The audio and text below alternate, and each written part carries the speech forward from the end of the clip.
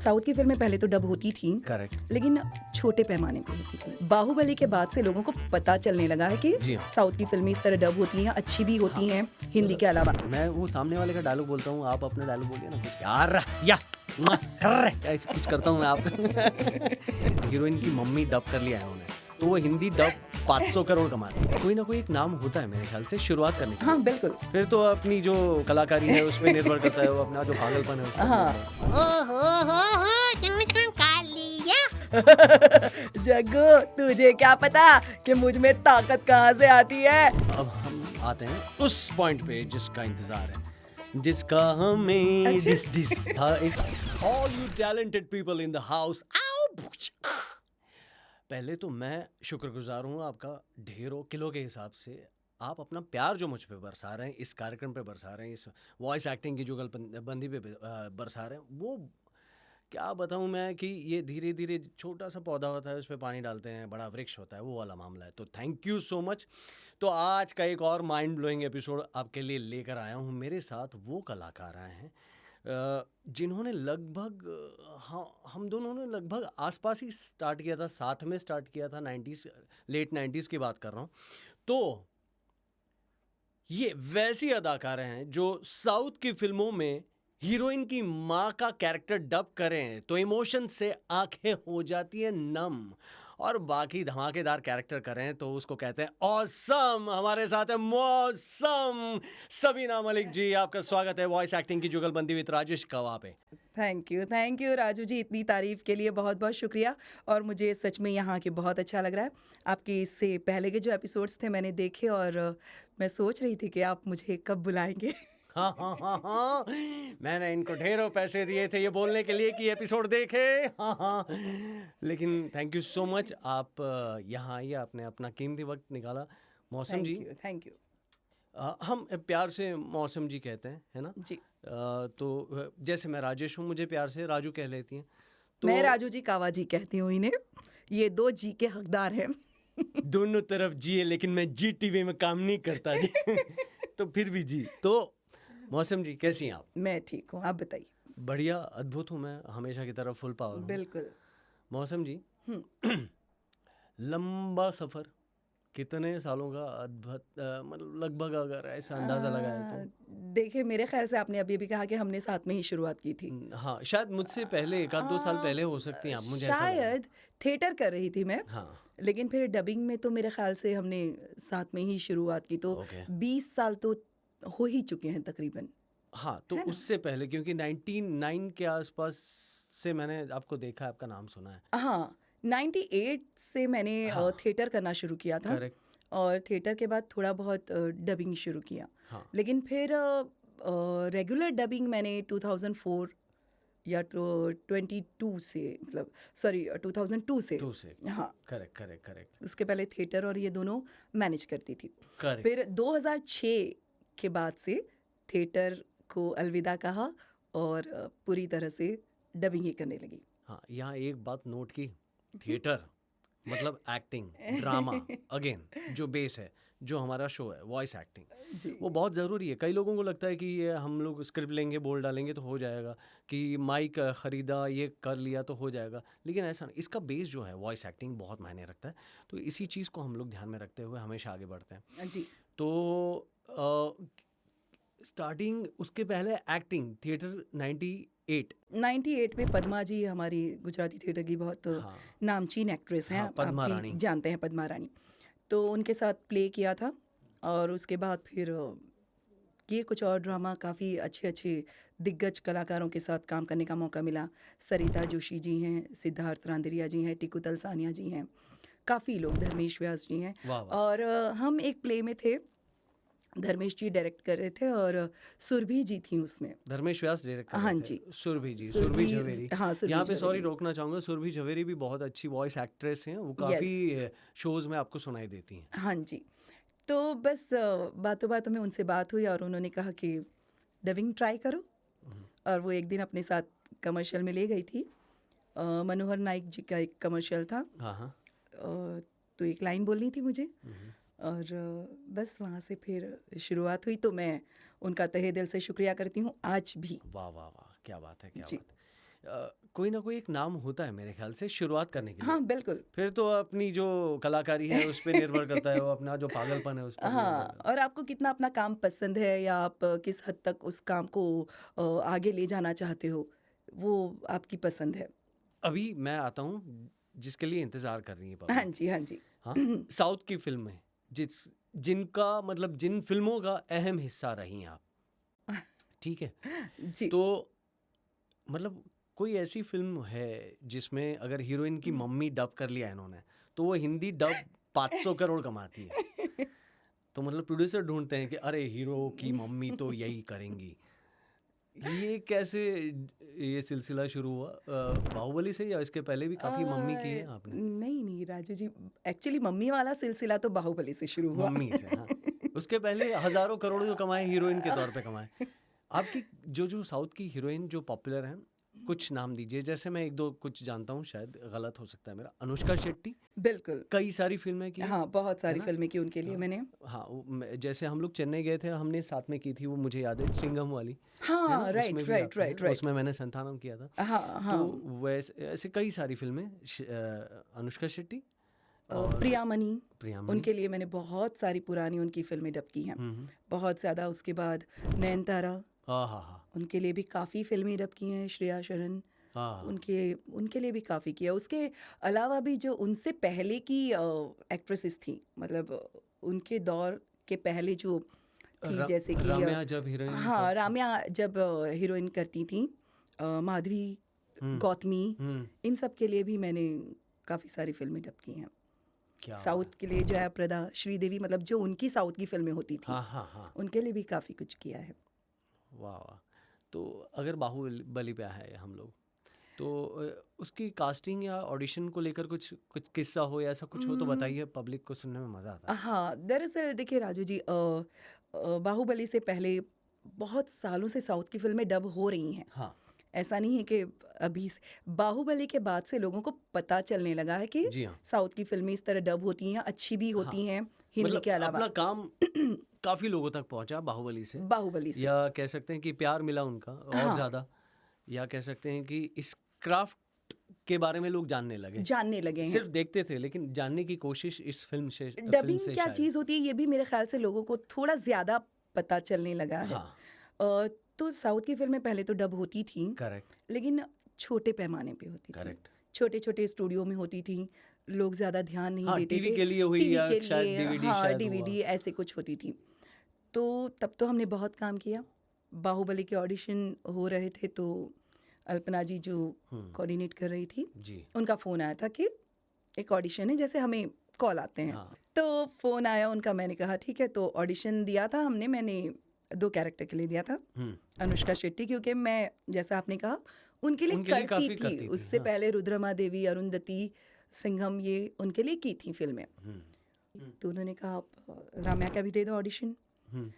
तो हमने दोनों के ऑडिशन दिए, और फिर कुछ टाइम के बाद अल्पना जी का फ़ोन आया कि मौसम दोनों के लिए सोच रहे हैं। अभी आपको क्या करना है ये मैं बाद में बताऊंगी, लेकिन अभी दोनों के लिए आपकी वॉइस ठीक ठाक लग रही है उन्हें। मैंने कहा ठीक है। फिर कुछ टाइम के बाद कॉल आया प्रभास कि के लिए भी दे दिया हो तो हो जाए। I am just joking. तो अल्पना जी ने कहा कि राम्या के लिए करना है। हाँ। मैंने कहा ठीक है। तब थोड़ा अफसोस हुआ कि यार अनुष्का हीरोइन है। वो एक थोड़ा सा आप समझ हाँ, सकते हैं कि होता है, एक कलाकार के तौर पे हमें। तो मैंने कहा कोई बात नहीं, राम्या भी तो तगड़ा मेरी कैरेक्टर है, बहुत फेवरेट है, और पावरफुल। मुझे अच्छी भी लगती थी वो। उनके लिए भी डब करना पसंद था। जी, जी। फिर डब हुई फिल्म। तो आप कुछ डबिंग के दौरान आपको जो गाइड करते थे डायरेक्टर या आपके कैरेक्टर को लेकर, कुछ कोई ऐसे स्पेशल बात या हाँ कुछ जी, याद है? हाँ जी। एक देविका जी थी जो यहाँ हमें डायरेक्ट कर रही थी, जी। वहीं से आई हुई थी। और होता ये था कि जब भी हम कोई सीन वगैरह डब करते थे, तो उसके बाद वो सीन वहाँ वो भेजा जाता हाँ था भेजा जाता था। सर को। उसके बाद राजा मौली सर जो भी कमेंट करते हैं या जो भी हमें एडवाइस देते हैं, उस हिसाब से हम करेक्शन करके रीडअप करते हैं। अगर कभी ठीक भी लगता तो वो वैसे भी रहने देते। Correct, correct, correct, correct. तो वो काफ़ी अच्छे से गाइड कर रही थी। तो कहीं कुछ छोटा-मोटा चेंजेस या आवाज़ को लेकर कि आपकी ही अ, आवाज़ में किया है या कुछ? हाँ, नहीं एक्चुअली पहली बार जब मैंने डब की थी वो देविका जी ने कुछ सीन दोबारा करवाए थे क्योंकि पहली बार जो डब किया था मैंने वो और ज़्यादा फ़ोर्सफुली कर दिया था। वाह! मैंने पहले ही बोला पावर हाउस ना। हाँ, बहुत ज़्यादा परमेश्वर उस टाइप का शायद हो गया था और उन्होंने कहा कि हमें दमदार वॉइस चाहिए पर ये जो आपका लेवल है उससे थोड़ा कम करके अंडर प्ले भी करते चलते हैं। हाँ, तो उन्होंने फिर चीज़ें ठीक की और उसके बाद जो कितने घंटे में डब किया होगा पार्ट 1? पार्ट 1 मेरे ख़्याल से 2 या 3 विज़िट जो भी टुकड़ों में गए हो? नहीं 4-5 विज़िट लगी थी क्योंकि जैसे मैंने आपसे कहा कि वो टुकड़ों में अप्रूवल हाँ, के वो लिए वहाँ अच्छा से अप्रूवल आने के बाद भी और करेक्शंस भी आए बाद में, तो मेरे ख़्याल से 5-6 बार जाना पड़ा।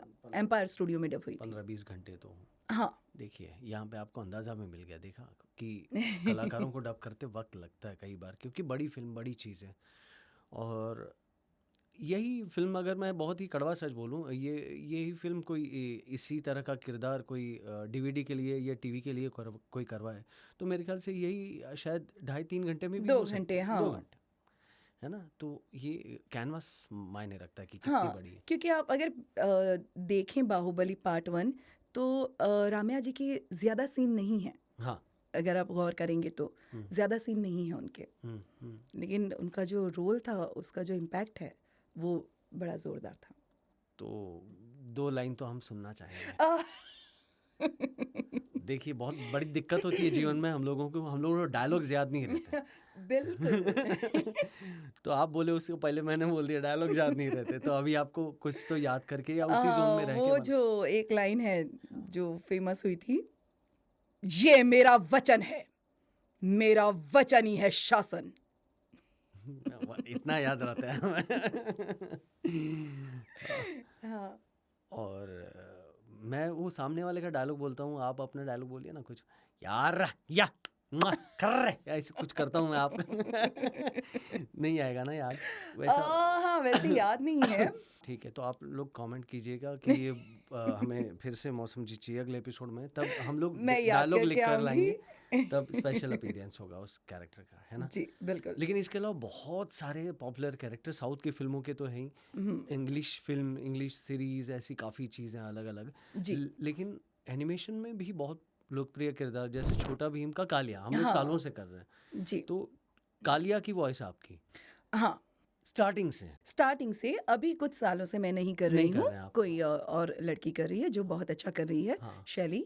मुझे किसी वजह से ब्रेक लेना पड़ा था। तो आप सालों से जैसे स्टार्ट किया हम लोग ने साथ में जब छोटा भीम स्टार्ट किया था लगभग 2007 के आसपास से और 8 के हाँ, आसपास से काफ़ी साल हो गए। वो लॉन्च हो गया था तो तब से लेकर आज तक तो कालिया का कुछ क्योंकि वो आवाज़ जो रिपीट एपिसोड या कानों में हाँ, उतरी हुई है अभी भी सुनाई हाँ देती है। तो चलो मैं आता हूँ साथ में मैं जग्गू हाँ ठीक है। हाँ। हो चिमचिम कालिया। ओ कितना खाओगे खुद फटोगे और ये पूरी पृथ्वी भी फाड़ दोगे। ओय ओय ओय ओय। जग्गू तुझे क्या पता कि मुझ में ताकत कहाँ से आती है। जब ये लड्डू खाता हूँ ना तभी तो मुझ में ताकत आती है और ये लड्डू ही सिर्फ मेरी ताकत नहीं है, ये खा के तो भीम में ताकत आती है। मैं तो और भी बहुत कुछ खाता हूँ, तू खाएगा? ले ले ले ले ले। लो कर लो बात। फिर भी हार जाता है पायरेटेड ताकत वाला। क्या बात है राजू जी, बढ़िया बहुत बढ़िया। अरे आप जी। आप अद्भुत हैं तो ये कानों में बसी हुई आवाज़ क्योंकि सालों से सुनी ना हमने तो पहले तो हम साथ में करते थे राजू जी। जी जी जी जी हाँ, नंबर ऑफ कैरेक्टर्स जो हैं प्ले कर रहे हैं सब साथ हाँ, में करते थे यस राइट। और उसके अलावा भी कुछ सीरीज कर रही है एनिमेशन जो पॉपुलर हैं काफ़ी सारी हैं, जैसे अभी मैं एक झोलमाल कर रही हूँ, हाँ हनी बनी का झोलमाल। उसमें उनकी जो मालकिन है हाँ अ, ये भी पॉपुलर है हनी बनी का झोलमाल जिसमें सब एक्टर वाली आवाज़ है मोबिन जी हाँ सारे मोबिन जी करते हैं वो सारे एक्टर की आवाज़ करते हैं और मैं उनकी जो मालकिन है वो थोड़ा हेमा मालिनी का टच हाँ उनमें है, तो वो करती है। नहीं यार, मानी यार, ये तुमने क्या कर दिया? कितनी बार कहा है साफ सफाई रखा करो। जोरदार। देखो मैं ऑफिस जा रही हूँ, जब वापस आऊंगी ना तो मुझे ये सब ठीक ठाक चाहिए। हाँ। ओहो। ओह! बहुत बढ़िया, मस्त। Thank you. और वो आप बहुत ही बेहतरीन करती हैं ऐश्वर्या जी वाला, वो कभी इस्तेमाल नहीं किया कहीं? मैंने किया था। इसमें जो किटी है, हाँ, पहले झोलमाल में ऐसा था कि जो भी मेल कैरेक्टर थे हाँ, सारे मोबिन जी करते थे, हाँ, जितने भी थे। और जो फीमेल कैरेक्टर्स थीं सारे आप करती सारी की सारी मैं करती हैं। थी। वाह! तो उस टाइम पे उसमें एक किटी कैरेक्टर थी, उसको जी, थोड़ा जी, सा मैंने हमने देखा है। कोशिश की थी कि पूरी तरह से नहीं पर थोड़ा सा टच दिया जाए। जी, जी। हाँ तो इडियट, तुम लोग मेरे पीछे पीछे क्यों आते हो? मुझे समझ में नहीं आता, जबकि पता है मैं तुम लोगों से कितनी अमीर हूँ, कितनी खूबसूरत हूँ। चलो जाओ अपना अपना काम करो और मुझे अपना काम करने दो। वाह! क्या बात है। मज़ा आ गया। मतलब ऐसे आपका ही एक वाला शो होना चाहिए, ये सुन के आइडिया आ रहा है। जैसे उसमें एक राजू जी चिपकली भी थी। हाँ, उसका कैरेक्टर मुझे बड़ा अच्छा लगता था क्योंकि वो जो मैं हूँ उससे काफ़ी अलग था। उसका स्टाइल था ऐसे मेरे सामने आने का नहीं, बत्ती सी दिखाने का नहीं, ज्यादा बत्ती सी दिखाई तो तोड़ के हाथ में रख देगी। चल फटक इधर से। ये जो दीवार है ना, इस पे मेरा नाम लिखेला है, मतलब ये मेरी दीवार है, मैं इधर ही रहेगी, तुम लोग निकलो। वाह, वाह! बढ़िया। तो साउथ की फ़िल्में, इंग्लिश फ़िल्में, कार्टून सब कुछ। लेकिन सबसे बेहतरीन चीज़ आपको बताऊँ, मैंने और मौसम जी ने रेडियो ड्रामा हम बहुत करते थे। यस। है ना? उसकी यस। बात तो हम कैसे भूल सकते हाँ हैं। हाँ हाँ, बिल्कुल। और ये हमें जो एक्टर्स, वॉइस एक्टर्स को डेवलप करने वाली चीज़ है, क्राफ्ट है, क्राफ्ट को और बेहतर बनाने वाली चीज़ है, वो रेडियो ड्रामा है। यस। क्योंकि वहाँ हमने बहुत एक्सपेरिमेंट्स किए हैं, बहुत एक दूसरे को बहुत। के साथ वो अलग अलग प्रकार के कैरेक्टर निभाए हैं। यस। इ- इस पूरी जर्नी में आपके कुछ फेवरेट डायरेक्टर्स के बारे में बताइए, 2 या 3 कोई नाम। क्योंकि मैं चाहता हूँ कि आप डायरेक्टर्स या मेल वॉइस एक्टर्स या फीमेल वॉइस एक्टर्स जो दोस्त रहे हों, करीब रहे हों, या उनके साथ आप प्रोजेक्ट में सुनाई दें, साउंड करें तो अच्छा मज़ा आए, ऐसे कोई कुछ डायरेक्टर्स का। पहले डायरेक्टर्स 2-3 नाम शायद।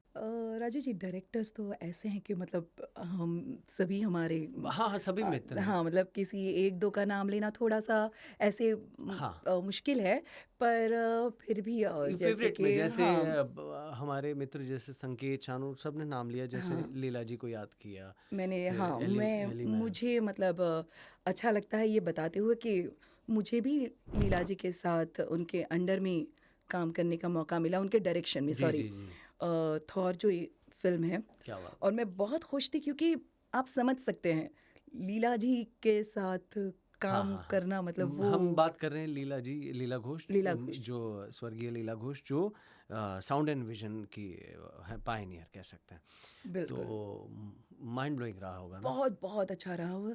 मतलब वो कुछ कुछ चीज़ें वैसे निकलवाती थी जो हम सोच भी नहीं सकते कि हम करेक्ट, ऐसे बोल सकते हैं। करेक्ट। तो वो हैं। और मुना जी, हाँ, मुना जी भी खुद जो उनकी बेटी हैं जी, मुना शेट्टी, उनको हमने सुना है।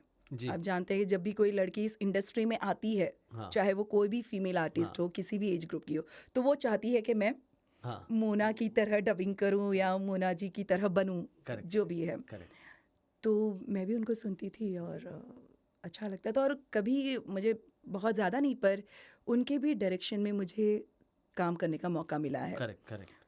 तो उनसे भी काफ़ी कुछ सीखने को मिलता है। मतलब हम नहीं सोच सकते कि ये लाइन ऐसे बोल सकते हैं, हाँ, इस तरीके से बोली जा सकती है, जो वो बोल के बताती थी। करेक्ट, और वैसा ही एली मैम है, हाँ, उनके साथ भी हाँ, मैं जब उनके आई थी तब से मुझे था कि मुझे काम करना है। आप तो खैर उनके साथ हाँ, हैरी बहुत सारे पॉटर है, आप बहुत सारे प्रोजेक्ट किए और हाँ माइंड बहुत ब्लोइंग सारे। किए हैं। तो मैं दिल से उनके साथ काम करना चाहती थी और मुझे मौका मिला। मैंने बाद में तो कुछ फिल्में की और काफ़ी कुछ सीखने को मिलता है। क्या बात है, माइंड ब्लोइंग। स- तो अब हम आते हैं उस पॉइंट पे जिसका इंतज़ार है, जिसका हमें अच्छा। डिस डिस था। वॉइस एक्टिंग की जुगलबंदी वाली घड़ी। ओके ओके तो ओके हम ओके। यहाँ ना मैं यहाँ गया था हाँ हाँ। एक सुपरमार्केट में, तो वहाँ पे मैंने जादू सीखा है। तो वो जादू हम करेंगे, तो आप देखिए ऐसा करें, हाँ। आप ऐसा करें, आपके हाथ में स्क्रिप्ट आ जाती है। ओ अच्छा, हाँ हाँ, तो ऐसा ऐसा रखिए, थोड़ा ऐसा, हाँ ऐसे ठीक ओके। है। ये तो और दो हैं, अरे तो मैं एक आपके लिए एक जोड़ी मंगवाई थी मैंने, है ना। ये आपकी अमानत। वाह वाह क्या वाह, बात है, क्या बात है। राजू जी के शो में कुछ भी हो सकता है।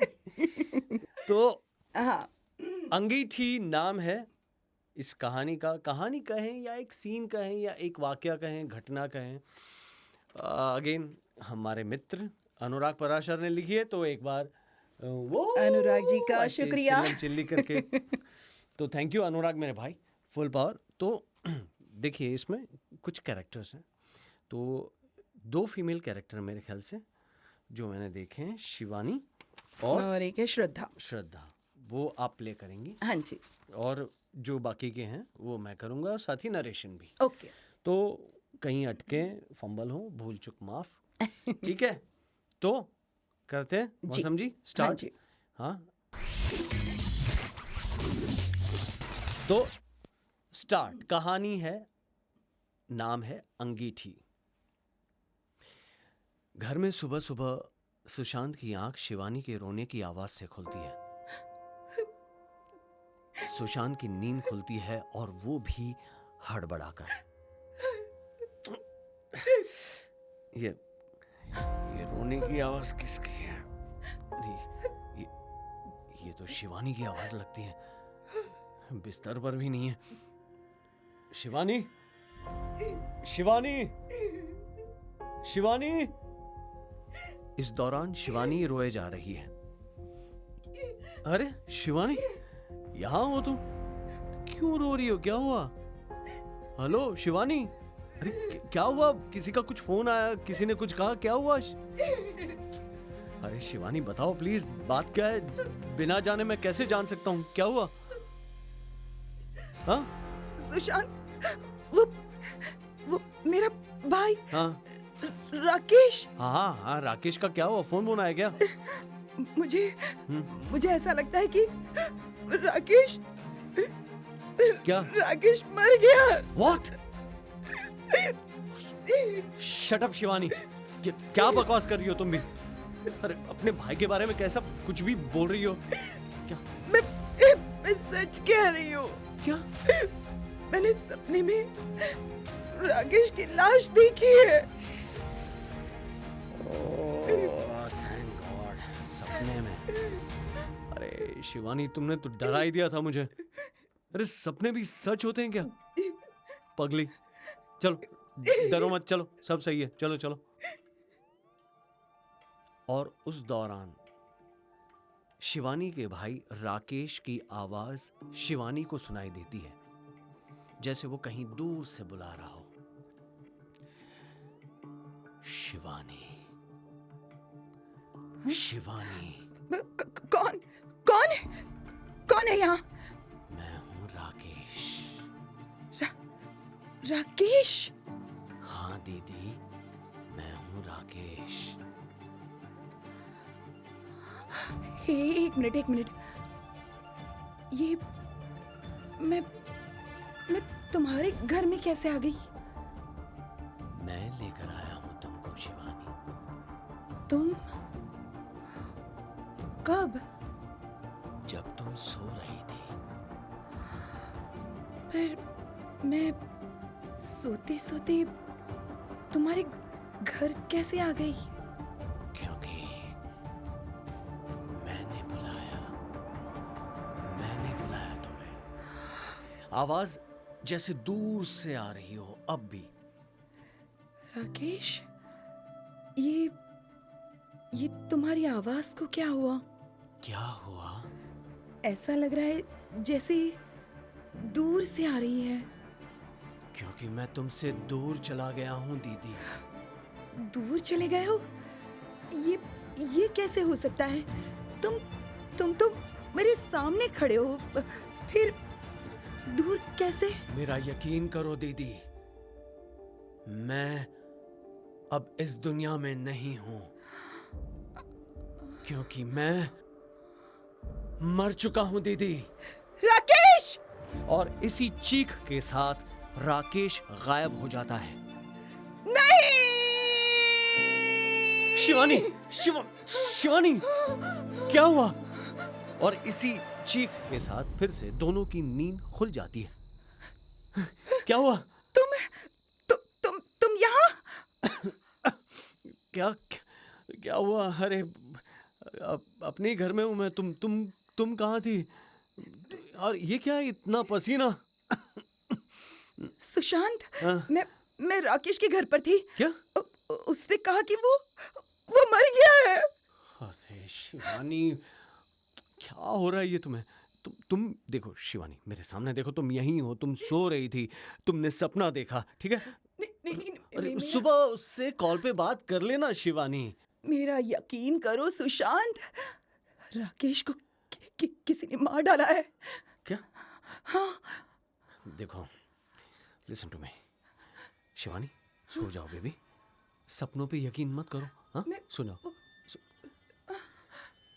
लेकिन इस घटना के बाद शिवानी को हर रात वही सपना आने लगा, और इसीलिए वो अगले दिन पुलिस स्टेशन जाती है। हाँ जी मैडम जी, बोलिए क्या बात है? सर, मेरा नाम शिवानी है। हाँ जी। और मैं जो कहूँगी आपको उस पर यकीन करना होगा। हाँ। देखिए, आप मेरी किसी भी बात को झूठ मत समझिएगा। जी देखिए, जब आप मुझे सब कुछ बताएंगी नहीं है जब तक, तो मुझे पता कैसे चलेगा, समझ में कैसे आएगा क्या सच है क्या झूठ है? पुलिस तो हम तय करेंगे। वैसे देखिए, बैठिए। ओए जल्दी पानी पिलाओ मैडम को। हाँ, वैसे देखिए, वादा है मेरा, रिकॉर्ड है, बहुत अच्छा काम करता हूँ मैं। आपकी बात पे यकीन करूँगा, और उसके बाद आपको मदद भी करूँगा। शिवानी ने अपना सपना डिटेल में पुलिस को बताया। हैं? ओहो, सपने में सपना में। जी। अच्छा, और क्या दिखाई देता है आपको सपने में, ये बताइए। और हाँ, राकेश की लाश अंगीठी में जलती हुई दिखाई देती है। और उसकी राख दीवार में एक लोटे में बंद नजर आती है। तो दीवार है जी, लाश है, अंगीठी है जी। अच्छा, ये बताइए, आपका भाई शादीशुदा है? हाँ, उसकी शादी को अभी बस 1 साल ही हुआ है। और उसकी बीवी, क्या नाम है उसका? वो कुछ कह रही थी आप, कुछ नाम बताया। श्रद्धा। हाँ। उसका नेचर कैसा है, मतलब वो कैसी है वो श्रद्धा? अच्छा है सर, बहुत ही खुशमिजाज है। और पता नहीं उसकी बीवी का क्या हाल हो रहा होगा सर। मैं सच कहती हूँ, सपने में मुझे मेरा भाई रोज उस अंगीठी में जलता हुआ दिखाई देता है। प्लीज सर, प्लीज कुछ कीजिए। देखिए, आप चिंता ना करें शिवानी जी। क्या वो जो अंगीठी आप राकेश के घर में देखती हैं, वो वहाँ उसी घर में है? हाँ सर, है। हाँ, तो चलिए, अब देर किस बात की, चलिए कानपुर उनके घर चलते हैं। उनके एरिया के थाने के जो इंस्पेक्टर साहब हैं उनको बुलाते हैं। चलिए। Thank you sir. चलिए। कट टू, ये टीम शिवानी के साथ कानपुर जाती है, और वहाँ पुलिस आस पड़ोस में पूछताछ करती है, तो पता चलता है कि राकेश 1 महीने से लापता है। ओ जी, जरूर दाल में कुछ काला है जी। और तत्काल वो राकेश के घर जाती है पुलिस और उसकी टीम, और दरवाजा खटखटाती है। जी, दरवाजा खोलिए जी। जी, आप कहिए। हाँ, आप कौन? आप मैं श्रद्धा हूँ। श्रद्धा, हाँ जी जी। देखिए, हम पुलिस वाले हैं, ऐसे वर्दी से तो पता चलता है, लेकिन हाँ। ये देखिए, आई कार्ड भी दिखाते हैं, आजकल सब पूछ लेते हैं ना। ठीक है, तो आपको क्या काम है? आपके पति राकेश जी कहाँ हैं? मेरे पति हाँ। राकेश, हाँ। मेरे पति मुझसे झगड़ा करके पता नहीं कहाँ चले गए हैं। वो बहुत झगड़ालू थे। उन्हें मुझसे झगड़ा करना बहुत पसंद था। हैं? हाँ, एक दिन मैं गुस्से से चली गई थी। वापस आई तो देखा वो घर पर नहीं थे। फिर वो वापस ही नहीं आए। लोकल लोबा, तो आपने उनकी पुलिस स्टेशन में वो मिसिंग वाली कंप्लेंट नहीं लिखवाई?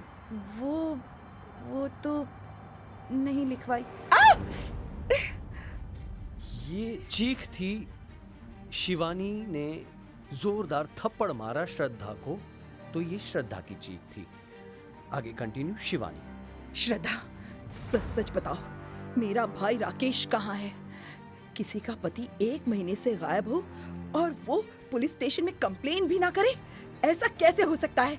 बताओ बताओ, अच्छा, कहाँ है बताओ, राकेश? जल्दी जल्दी बताओ। हैं, वरना लेडीज हवलदार साथ में लाए हैं, गाड़ी में बैठी हैं, जैसे वो मुंह से उल्टी करते हैं ना, सब सच उगल दोगी। बताओ।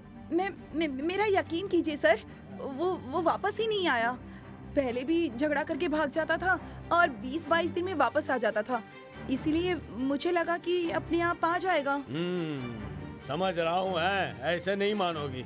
रत्ना, ओ रत्ना, ले चलो इसे थाने। हाँ, वही मुंह खोलेगी है। और हाँ सुनो, घर का चप्पा चप्पा छान मारो। शिवानी जी, आइए उस अंगीठी को देखते हैं।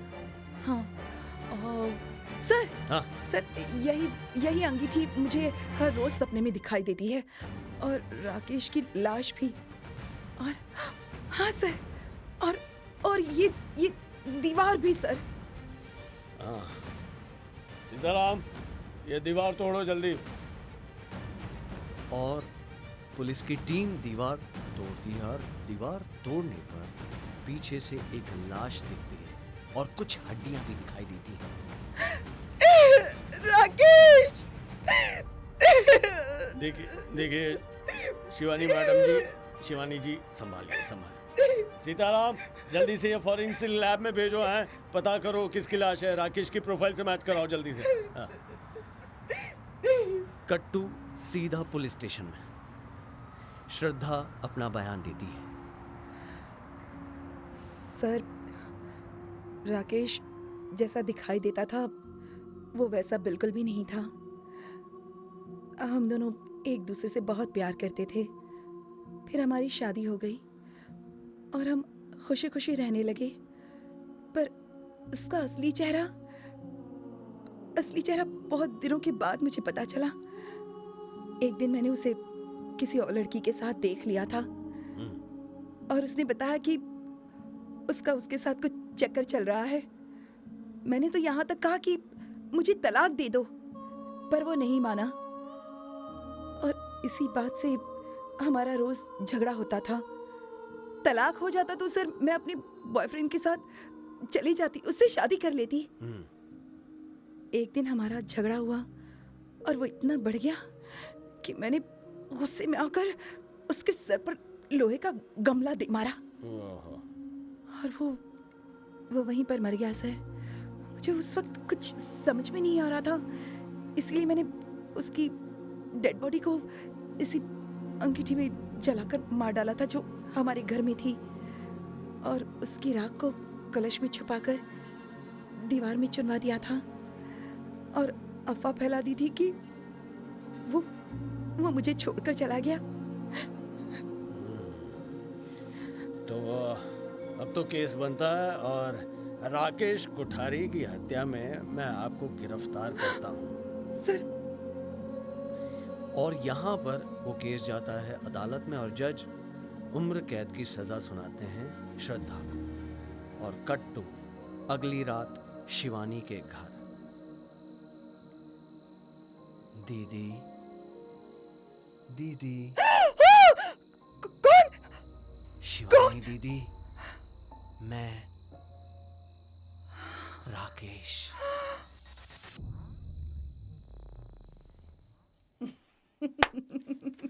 सुबह अरे दिखे मजा आ गया राकेश। रॉन्ग से खड़े, अरे मजा आ राजू गया। जी कैरेक्टर में घुस गए थे हम। वाह वाह वाह। अभी देखिए, हम तो यहाँ आपको 3 कैमरा की फुटेज नहीं पहुंचा सकते, वरना मैं आपको भेजता। मौसम जी अद्भुत आशीर्वाद लेके आई हैं कि एक भी फंबल ही नहीं किया है। आपका भी नहीं था। और एक जगह हमने एक पूरा जो पैराग्राफ था वो चेंज किया है हाँ, कुछ हाँ। वजहों से, तो वो उन्होंने बना लिया है, कुछ लिखा नहीं है कि ये मैं लिखूंगी और ये पढ़ूंगी, तो ये कर लिया। तो ये अनुभव है और ये उनका शब्दकोश है। ये जो वर्ड बैंक है, पढ़ पढ़ के इतना है, इसलिए तो ये जो नए वॉइस एक्टर्स बनना हाँ, चाहते हाँ, हैं, हाँ। Aspiring voice actors pan India या फिर आसपास के देशों में, दुनिया में जो भी, तो उनको आप क्या कहेंगी, उनको क्या मैसेज देना चाहती हैं? तो आप जैसे अभी बताया राजू जी ने कि उन्होंने साथ में ही शुरुआत की थी कई साल पहले, तकरीबन 20-22 साल पहले। तो हम आ तो गए डबिंग इंडस्ट्री में, लेकिन आने के बाद जितना आसान लगता है उतना आसान होता नहीं है। जैसा कि अगर हम गुजराती हैं, मराठी हैं, बंगाली हैं, तो हमारी जो अपनी लैंग्वेज है उसका थोड़ा सा असर हमारी ज़ुबान पे रहता ही है, और मुझ में भी था। मैं मानती हूँ इस बात को, ये कोई बुरी बात नहीं है, क्योंकि हम सब कोई पैदाइशी एक्टर तो नहीं होते हैं, ना ही हम कोई शायर होते हैं ऐसा कुछ, या राइटर होते हैं। और हमारे घर में तो जो लैंग्वेज बोली जाती है वो बचपन से हमारी ज़ुबान पर होती है। तो मुझे भी थोड़ा सा गुजराती एक्सेंट का शुरुआत में प्रॉब्लम होती थी, काफ़ी दिक्कत आती थी। तो मैंने सोचा इसे ठीक कैसे करूं, क्योंकि डबिंग मुझे पसंद है, काम तो करना है, तो क्या किया जाए। तो सबसे ज़्यादा काम जो मैं आज भी करती हूँ लैंग्वेज पे, भाषा पे। आपको जिस भी भाषा में डबिंग करनी है, आपकी मातृभाषा में, इंग्लिश में, हिंदी में, जो भी है, लेकिन वो जो भी भाषा आप पसंद करते हैं उस पर आपकी पकड़ होनी बहुत ही ज़रूरी है। और रीडिंग जो आप पढ़ते हैं, आपके पढ़ने की क्षमता अगर वो बहुत अच्छी है तो भी आपको काफ़ी हेल्प मिलेगी। जैसे कि जब हम डब करते हैं, डबिंग आर्टिस्ट, तो हम स्क्रिप्ट देख के सिंग करते हैं। तो अगर हमारा पढ़ने में अगर हमें दिक्कत आ रही है तो हम सिंग ठीक से नहीं कर पाएंगे, अपना फ्लो ठीक से नहीं बना पाएंगे। तो डबिंग जब आप शुरू करते हैं तो मेरे ख्याल से सिंग करना तो हम सीख जाते हैं, थोड़े टाइम में प्रैक्टिस हो जाती है। लेकिन भाषा पे कमांड बहुत ही ज़रूरी है। दूसरी एक बात और कहना चाहूँगी, जो हम आज भी करते हैं और मेरे ख्याल से सबको करनी चाहिए, अपने सीनियर्स को अगर मौका मिलता है डब करते हुए देखने का तो वो देखिए, और अगर मौका नहीं भी मिलता है तो उनके जो डब शोज़ आते हैं उनको आप देखिए, आप उनसे बहुत कुछ सीख पाएंगे। और बस अपने काम के प्रति वफादार रहिए। कितने हमारे ऐसे आर्टिस्ट हैं इस इंडस्ट्री में जो बचपन से कर रहे हैं, आज तक कर रहे हैं और बहुत अच्छा कर रहे हैं। मेरे बहुत अच्छे दोस्त हैं और कुछ हमारे ही साथ जिन्होंने शुरू किया है वो आर्टिस्ट भी। और मेरे ख्याल से जैसे राजू जी हैं, मैं हूँ, हम लोग इस लाइन में बने रहें, हिम्मत नहीं हारी। बहुत मतलब सुनना भी पड़ा, जैसे मैंने आपसे कहा कि एक्सेंट को लेकर भी, तो वो भी हमने देखी हैं प्रॉब्लम्स, लेकिन हमने हिम्मत नहीं हारी। मैं जब शुरुआत में आई थी तो गुजराती ही काम ज़्यादा करती थी, लेकिन मैंने सोचा था नहीं, मुझे हिंदी करना है, मैं ठीक करूँगी अपने आप को, मैं लोगों से सीखूँगी। फिर बोलना नहीं आता था, फिर बोलती थी, और फिर भी अगर बोलती थी तो फिर बोलती थी। तो ये सारी चीज़ें कर कर करके ही हमने सीखा है और आज भी सीख रहे हैं, क्योंकि कोई भी भाषा वैसी नहीं है जो आप बहुत ही जल्दी सीख जाओगे, सालों साल लग जाते हैं। और कुछ ऐसे महान लोग ही होते हैं जो पूरी तरह से किसी भाषा को समझ पाते हैं। तो बस मेरी यही टिप्स हैं और ढेरों शुभकामनाएं। ऑल द बेस्ट जो भी नए हैं उनको। समझे?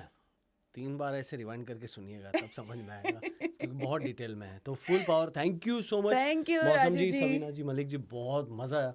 मुझे भी बहुत मज़ा आया। थैंक यू सो और मच। इस एपिसोड को और बड़ा बनाने के लिए बहुत बहुत शुक्रिया। थैंक यू राजू जी, बुलाने के लिए बहुत बहुत शुक्रिया। Thank you. Thank you.